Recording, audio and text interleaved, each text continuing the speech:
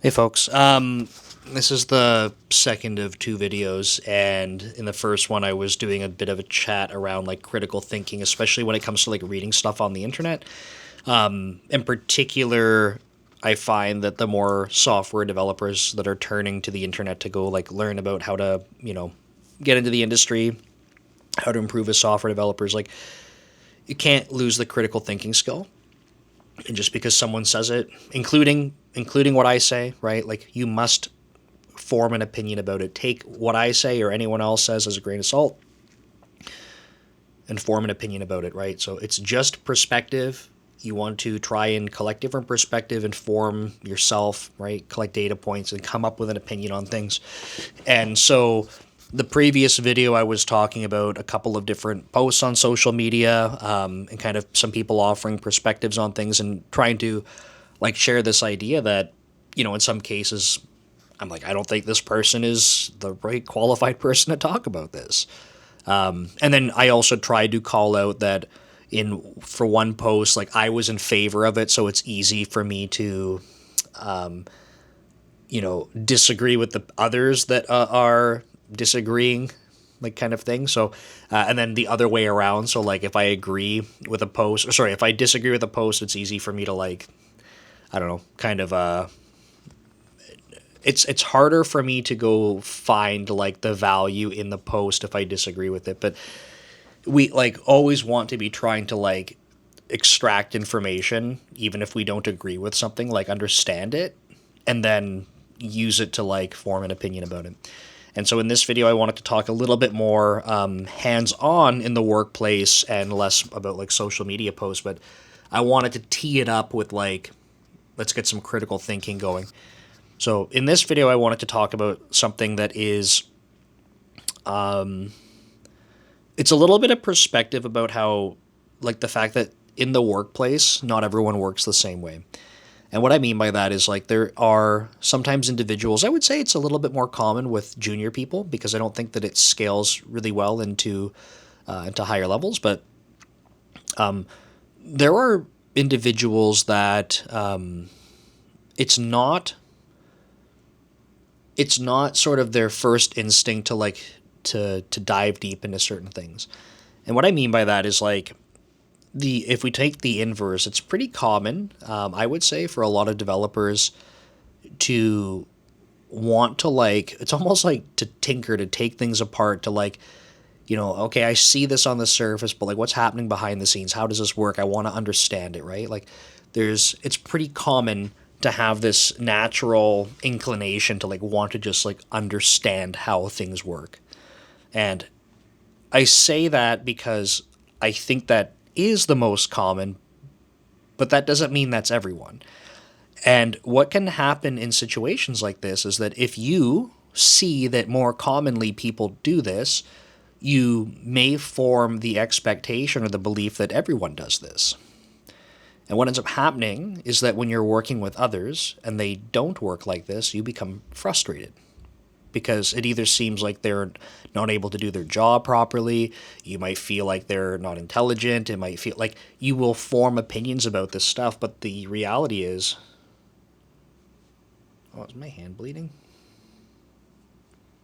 Something's bleeding. I just looked down at my hand, there's blood on my hand. I'm like, where is that coming from?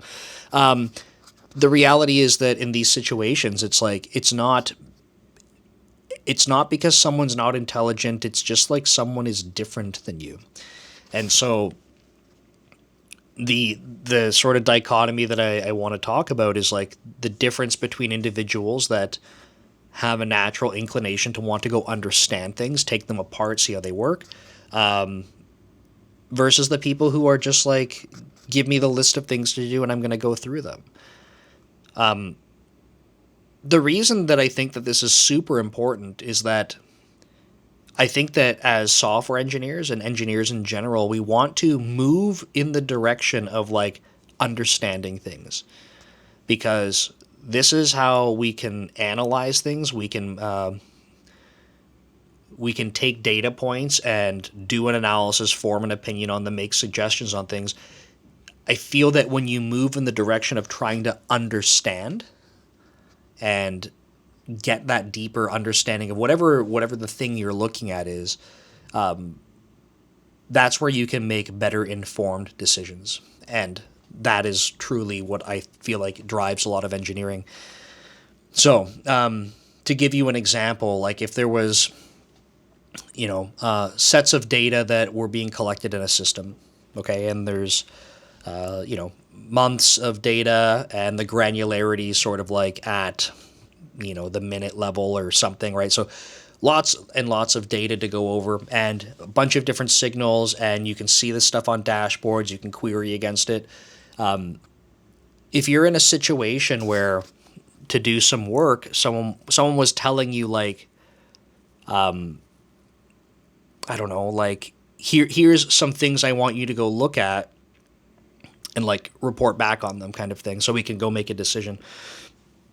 In one camp, and I'm overgeneralizing here because I'm going to talk about like two different camps, and I feel like everything's a spectrum, so it's truly not like just two distinct groups. But in one side of the spectrum, you might have someone that says, okay, I was told I have to go look at some of the data here.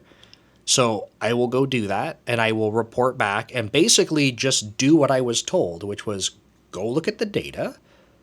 Like, what data do I need? Well, they might have had a couple of pointers to say, like, this set of data across this time range, and they'll go grab some of that, and then they'll bring it back and say, here's the data.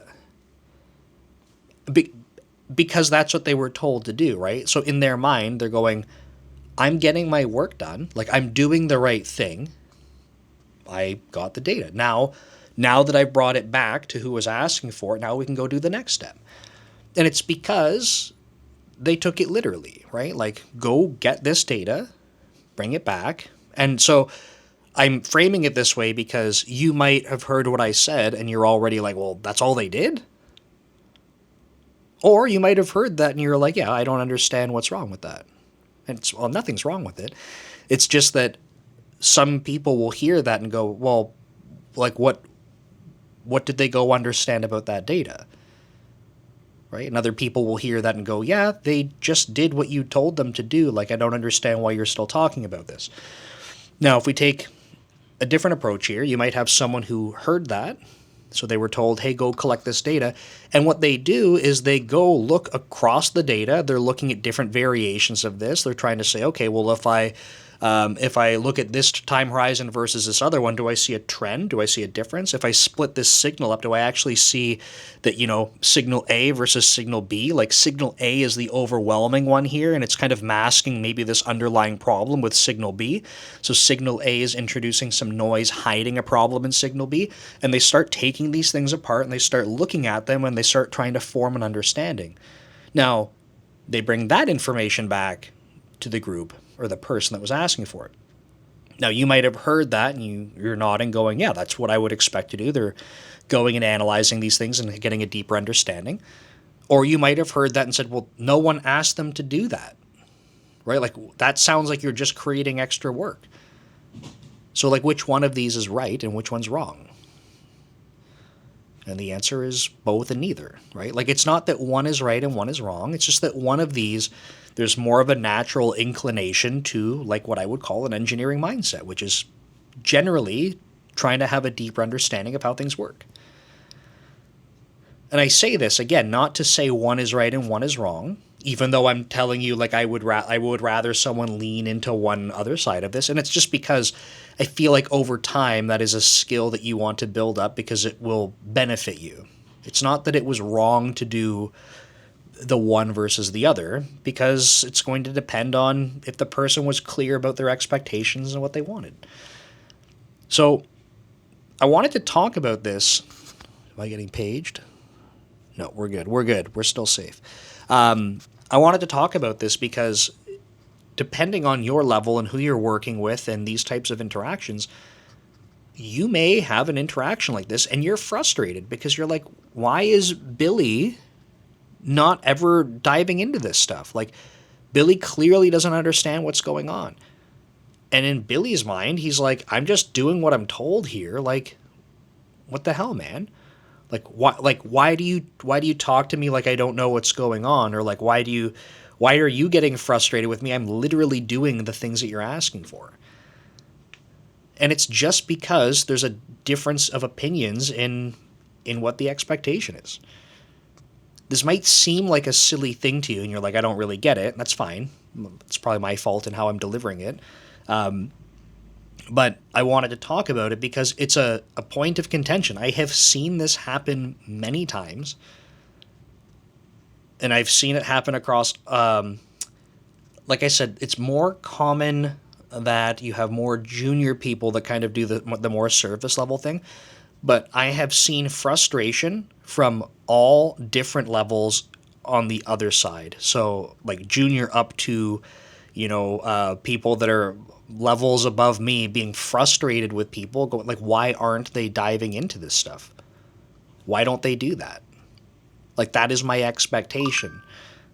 But what's interesting is that when you talk to these people and you're like, did you clarify that expectation with them?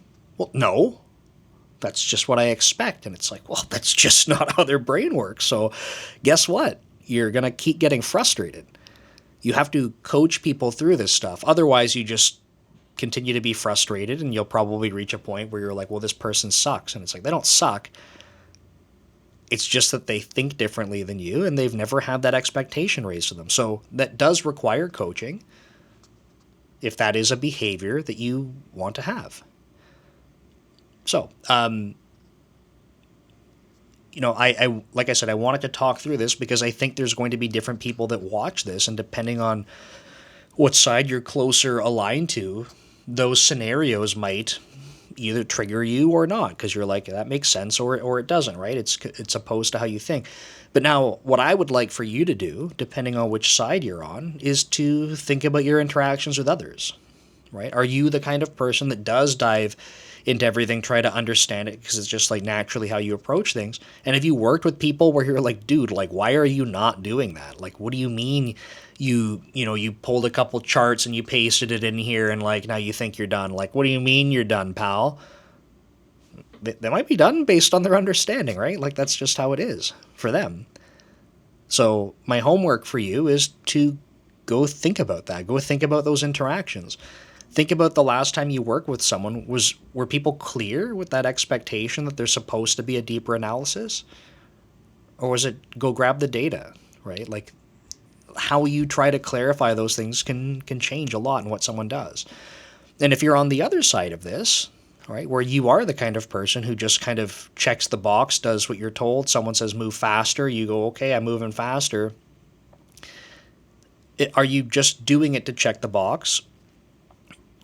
And if so, like, maybe an opportunity for you when you're having these types of conversations is to try and pause, right? Awareness is the first thing.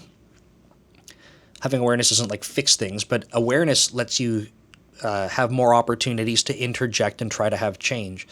So if you have awareness that you operate like this, and I'm not saying it's wrong, but if you have awareness that you operate like this, you might want to try pausing and going, hey, like, you're asking me for this.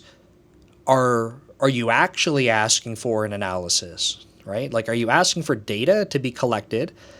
If so, do you have specifics around what you want to see? Are you looking to me to try and, find out what those specifics are? Are you looking to me for an analysis?